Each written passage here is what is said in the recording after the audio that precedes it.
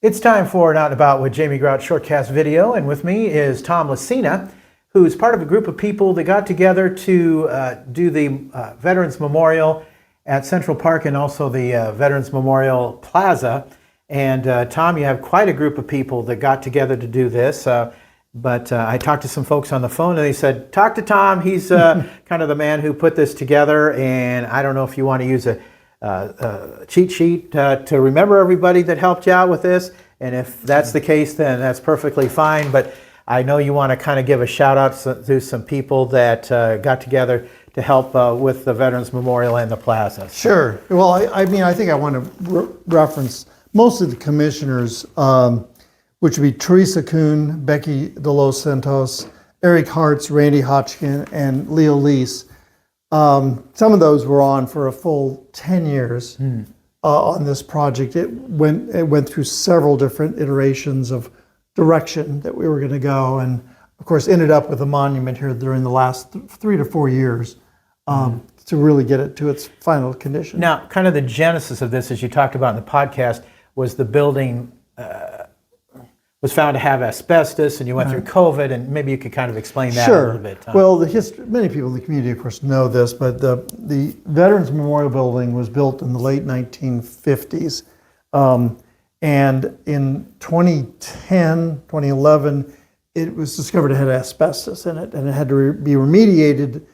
The result of that was that the building could not be occupied, and that was struggled with for quite a while. In 2017, I came forward with the idea of an artist residency that would involve veterans, and I made a connection with the National Veterans Art Museum out of Chicago, and we had funding coming in, donors, grants, but then COVID hit, and building prices went way up, and then the Iowa legislature took away a levy that had been passed they did away with all those small levies across Iowa, and so suddenly we just had no funds to go down that path. And the immediate decision was, well, I shouldn't say immediate, actually it took about 1.5 years of internal discussions that the commission said, let's just make a monument. But we want a nice one, and we want something unique. And so then that resulted in bringing in a landscape architect, Ritlin and Kuiper out of Cedar Falls, and they actually picked my son. I didn't even know that we were doing this. Oh, is that right? Yeah, okay. that wasn't having anything to do with me. But they picked him to be the consulting artist because he's an Iowa fellow in the arts, and so he made multiple designs, and made multiple designs, and brought those into a large committee of the City Council, the Parks Board, and the Commission. And they narrowed it down to 3 different designs that were refined, and then finally to the flag design, which really was the most traditional of the 3 and easy to comprehend. And it was voted on by a pretty large group of people. Yeah, it was about almost 20 people. The city, by the time we put the Park Board, the City Council, and the Commission together, the Veterans Commission, and all the veteran commissioners all voted in favor of it. And how was the memorial funded? The memorial is funded with a combination of donations, a grant from the state, and a levy that had been imposed, the funds left over from this levy while it existed, before it was taken away. And that paid for that, for the monument itself. Okay, all right. And, well, you showed me some pictures, and maybe we can hold it up to the camera, because I took a picture of it, just during the day, but the Herald Register had a picture of it lit up at night, and it is absolutely beautiful. And one of those pictures, what you said your wife took? Yes, the smaller one on the, I guess it'd be on the left, which is shows a storm in the background. That was while there was still a fence up, and so and she just happened to catch it that night, and we were testing the lights at that point and trying to get them right. I'll just show that one. Yeah, there you go. Yeah. You can see it. Yeah. And it is absolutely beautiful. And from what I understand, you can walk into it, correct? Right. It's a spiral that you can walk into, so there's a center room.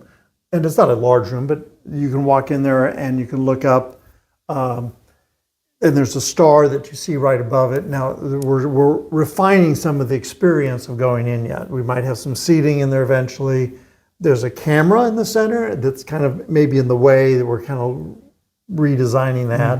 And we're still looking at lighting, but those are all details to be worked out. Okay. And maybe in the future, some more salutes, possibly at Central Park, in terms of like at the band shell, or? Yeah, I think that from now on, that will be known for what it is. It's a monument to veterans. And so Veterans Day, Memorial Day, I could easily see there being events that would be connected with that memorial. Well, and I know you want to invite veterans or families of veterans who have possibly given the ultimate sacrifice to check it out. Yes, absolutely. And I think it's meant to inspire. And I've had quite a number of veterans come up to me and say they were really concerned, but they said this really spoke to them. Good. And they really were very happy with it. I'm sure it's quite moving for them. Tom, thank you very much for the conversation today. Tom Lucina, heading up the committee for the Veterans Memorial at Central Park. If you haven't had a chance to check it out, I saw it during the day, but as his picture showed, at night it's absolutely beautiful too. A lot of people went to a lot of work to make sure that and the plaza got taken care of and built as a salute to veterans. And you should have a chance to come see it at some point. And Central Park in and of itself is beautiful. You know, if you want to come see a show there, and they have the accessible playground there. It just seems like more and more things keep getting added to Central Park to make it just more beautiful and more of a community get-together. They have the farmers market there twice a week during the summertime and fall and spring months too. So it's a great gathering place for the community. And Thursday music in the park. Yeah. And occasional events. Yeah. You betcha. So anyway, our interview guest has been Tom Lucina, and that's going to wrap it up for this edition of Out and About with Jamie Grout's video shortcast. Till next time, Grout is out. See ya.